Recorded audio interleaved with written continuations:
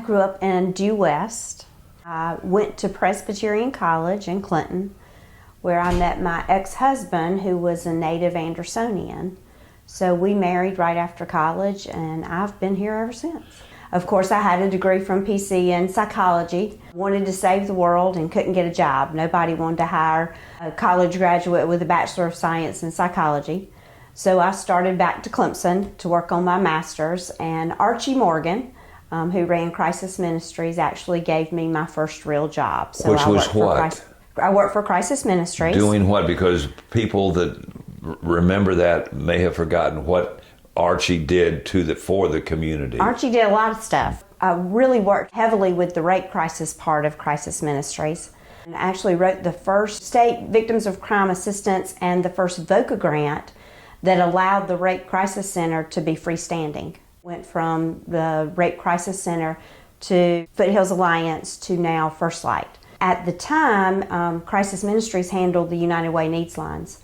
And so that was one of the things I did as well. And knowing where the resources were in the community and where the gaps were was really important as I moved into this role. Kind of how that happened was, it took about 2 years as they were starting AIM, and my ex-husband's stepfather was on the original board. He represented St. John's United Methodist. And Pete came to me one day. I was at the dry cleaners, and he said, we're getting ready to hire somebody for this new organization, Anderson Interfaith Ministries, that we're creating, and I think you would be a really good candidate. I want you to pray about it, and if you're interested, I'm going to resign because I don't want there to be any appearance of a conflict of interest. And I did, and he did, and the rest is history. So we opened in May of 1990. In the late 80s was when Anderson, like many, many communities on the Southeast, were losing our textile base. So the plants were closing down. So many people who went to work in the textile industry, dropping out of school in the 9th grade, all of a sudden they were finding themselves without an education, without any transferable skills, without a job. And so the churches were just being bombarded with folks walking into the church office and asking for help with, my rent, my utilities, milk for my baby. Baby formula was one of the greatest needs we had when we started this. And so the churches were trying to respond, but after a while realized that in many cases they were doing more harm than good because they were just throwing money at problems and not really addressing what the real problems were. So they decided that if they could get past denominational differences and work together, that they could more effectively and efficiently meet the needs. So it was Lila Abagati from Grace, Bobby Gaines from First Presbyterian, John Youngener from St. John's United Methodist, and Noble Brown from First Baptist were the ones that come to mind as some of the leaders that started this charge. Nan Drew was my first board director, and Betty Gable also was very involved in the beginning of this ministry. This is actually my 34th year here at AIM, and when they hired me, they said, all of the churches are going to send money to this organization to help people, and we want you to open next month. And I laughed at them. Of course you did. We actually opened in May, so I took March and April, and I spent some time going to other places. So Spartanburg had 2, and then Greenville had Greenville United Ministries, and then Charlotte had I Am, Interfaith Assistance Ministries. So I went to several of those and looked at their programs and tried to glean what I thought would work here.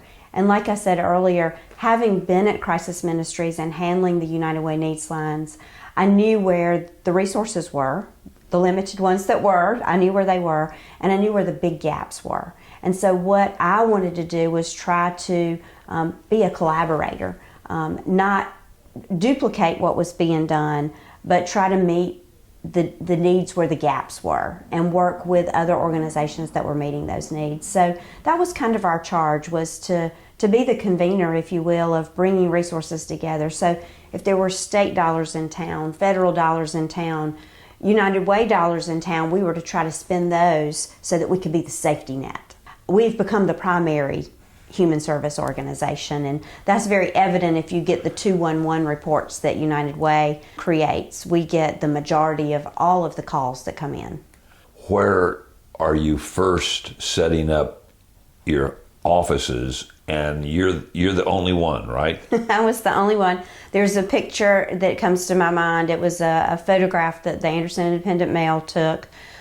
We were in a little house behind Grace Episcopal. It was their youth house that they donated to us for this use. It's empty. I'm sitting on the shag carpet in my very ugly green jumpsuit, which was very popular back then, with big hair, and it was empty. I mean, I'm literally sitting on a floor. The article went out, and within a week, we had everything we needed, minus a telephone system that, of course, we had to purchase. But the community just responded, and that is Anderson. Anderson gives when there's a specific need. If they know what you need, they will contribute. It's not necessarily a community that's just going to give you a check, but if you have a need, you can pretty much bet that this community is going to step up and meet that need. I think that it's easier sometimes to spend money on problems abroad, problems outside of my backyard, because when we admit that we have problems in our own community, writing a check just isn't enough. We need to be present. We need to be available. So I think sometimes it does tend to be easier to, I'm going to write a check and pray for you, than I'm going to invest in my local community. How many employees did you end up having that first year? One. I was that part-time, full-time person.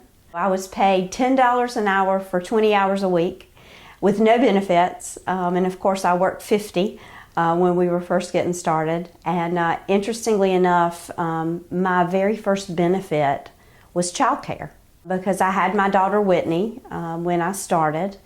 And Noble Brown came forward. He was on the board, and he said, you know, we don't pay this girl enough. We don't give her any benefits. My church will be willing to pay for half of the scholarship if AIM will agree to pay for the other. And I think, Paul, that is why child care was such an important benefit to me, to be able to give to other women, because I definitely was poor at that rate of pay. But seeing the need and how important it was to provide quality child care to folks so they could get an education or they could get a good job. And that's how the WACS program became into being. And then it dawned on me that if we could provide child care while women were in college, if they had a college degree, the likelihood of their wages being high enough to pay for their own child care was much greater than providing child care so someone could go to work. And so that was the idea behind it. And then I was like, you know, our natural is our church daycares. I mean, that's who created us. Let's go back to those churches and say, and I was the BOGO, buy one, get one free. Well, you give me a scholarship, one scholarship, and we'll buy another scholarship. And it didn't work out quite that way, but it worked out. And I will tell you that I got back and I presented this to my board, and they said, when you raise $15,000, you can hire somebody to do this program. So Maureen Sartini was the director of the free clinic at that time. Yes, she was. And so I was telling Maureen I was so excited and young and passionate and, you know, ready to save the world. And I was telling Maureen what I wanted to do. And she was like, man, that sounds great, Kristi. Well, about a week later, Maureen calls me and she said, you got your program started yet? And I laughed at her. I said, Maureen, I'm good, but I'm not that good. And she said, no, serious. She said, my daughter's best friend had a baby this summer. And if she doesn't find child care, she's going to have to drop out of school. And Kristi, this girl is Key Club, Beta Club, Student Council, straight A student. We can't let that happen.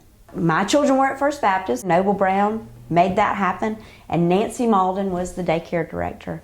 And so that was my first call. I called Nancy and I said, Nancy, she knew what I wanted to do because, of course, I had been talking to her about this.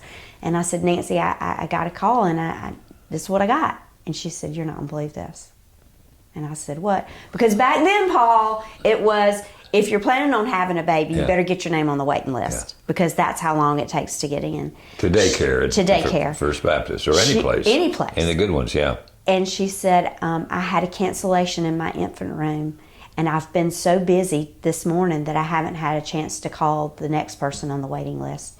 She said, I feel like that's God's way of telling me I need to give you this spot. It's yours.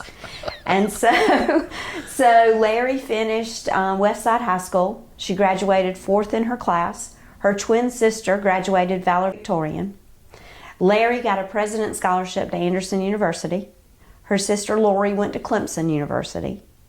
Larry graduated from AU with a double major in biology and chemistry with honors. Went on to UGA and got her master's in medical microbiology from UGA, and went to work for the USDA, which she's still there today. Her sister Lori graduated from Clemson at the same time Larry graduated from UGA with her master's and a baby. But her sister Lori supports this program. Every year I get a check from Lori in honor of her sister Larry. But just from the people that I know, the people that we have contact with that have had children that have grown up and gone on, 80% of them have gone to college. We've had 177 women that have graduated from this program while in the program. But I run into women and they'll go, Kristi, do you remember me? And I'll go, help me. And I'll say, oh, you were in our wax program. And they'll say, yeah, I didn't graduate while in your program, but I've got my college degree now. And if it hadn't been for you giving me a start, I don't think I would have ever had the courage to go. Wow. Has it become easier within the community to ask for help in this program because of your unique history and success? Not only that, I will tell you that we developed a relationship with State Department of Social Services, and we literally receive a child care block grant that pays for most of our child care. And every year we have to do an update with them to renew that block grant. And every year they get tears in their eyes because we tell them a story. Yeah. And they're like, why don't we have this program in other parts of our state? Why do we not do this?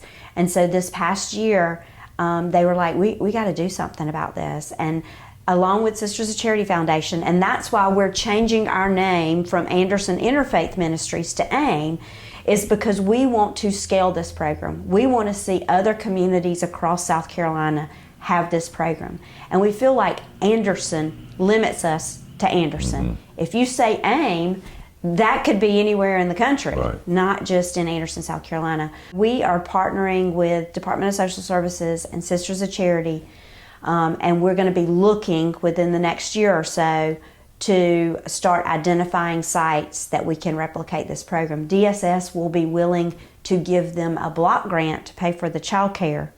Sisters of Charity is potentially going to give them funding for startup as long as they build their program based on our best practices and lessons learned. We quickly outgrew the building, but Lila Abogati, of course, was on my board. Lila was a realtor, and so we started looking for a place big enough for us, and we ended up buying our main building on Murray Avenue, which I would never will forget. It felt like you could pick up the house that we started in and put it in the waiting room of that building. And people would laugh, and it cost $100,000. And people would laugh and say I had $100,000 worth of asphalt, you know, not just the building, but the asphalt. And it also came with what we now call our Special Projects building, which started out as our food pantry. Besides that, what are the other things that AIM does for the Anderson community? We've got our home rehab program, which is, as far as I'm concerned, one of the biggest needs that we have in this country is affordable housing. And to let housing units go because we don't want to put a roof on them, we're sure as heck going to be able to preserve one a lot quicker than and more economically than we're going to build one. So that's a big program. And then, of course, our food ministry, we're serving 45 a day. Food share program that's getting ready to start. Tell me a little bit about that. It is fresh fruits and vegetables. It was created out of USC. And the goal of it is to identify hubs, which we will be a hub, that can get food to marginalized communities maybe that are considered food deserts, that they might have convenience stores, but they don't have grocery stores where they can access fresh fruits and vegetables. And the incentive is that if they have SNAP benefits, they can purchase a box that's well over $20 in value for $5. And that's going to fill a gap. Yes.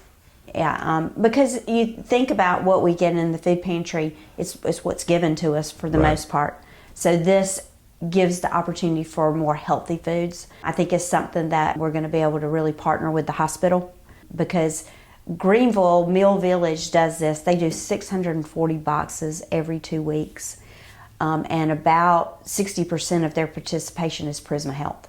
Is it really? Mm-hmm.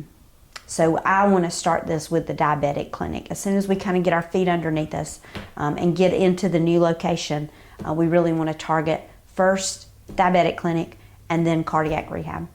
What has AIM grown to now? How many people now are under you here? We have 11 full-time and 8 part-time. We also have an AmeriCorps program for 10 AmeriCorps members and 3 AmeriCorps Vista members. And we partner with Goodwill for their senior program. So, and about 500 active volunteers. And your funding now comes from a lot of different sources. Yeah, we're very diversified. And is that why you've been so successful, do you think? Absolutely.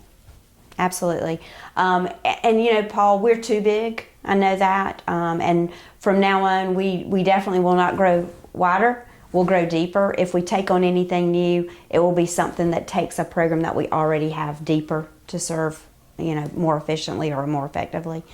But what would happen is there'd be a glaring need in the community and nobody was addressing it. And then I'd go somewhere and I'd hear about a grant that was available. And so then next thing you know, we had another program. I will tell you, we've never chased money, but we have created programs to meet needs when there was funding available to do that. So we've created programs around needs if there was funding there to meet them. But we won't even be doing that anymore. We're way too big. Is it getting harder to raise money, or is your reputation precedes you and people say, well, it's going to AIM, that's a good cause, I'll write a check? It's easier than it's ever been, and I think because of 34 years, people trust us. But not just that, networks across the state. I have served on the SCASID board. I was their chair for 3 years. I'm now past chair. That has given me the opportunity to meet many folks across the state who have an opportunity to fund our work, and particularly bankers that have CRA requirements, so the Community Reinvestment Act requirements. And we're an ideal place because we're working with low to moderate income families and trying to help them meet their needs. That's been great. It was very interesting. I went to the Duke Endowment 100th year celebration in Spartanburg and met the lady who's doing the Hollingsworth Fund. Somebody introduced us and she goes, "Oh, I don't know you, but I know you." And I kind of looked a little funny and she said, "We hold your program up as a model." Really? And I said, "Oh, well, are you funding outside of Greenville?" And she laughed and said, "Unfortunately, no." Yeah. So I think, you know, when you're in this work long enough and you do what you say you're going to do, it builds the credibility that then helps to fund your work. Well, you've done a great job. 34 years, hard to believe it's gone by that fast. And we were there at the beginning. I'm getting old, Paul. I remember you riding up on your motorcycle, Congressman Butler Derrick. We were fixing a house up in Pendleton. That's right. And you did the story, went home, changed clothes, and came back on your motorcycle to help us work on that house.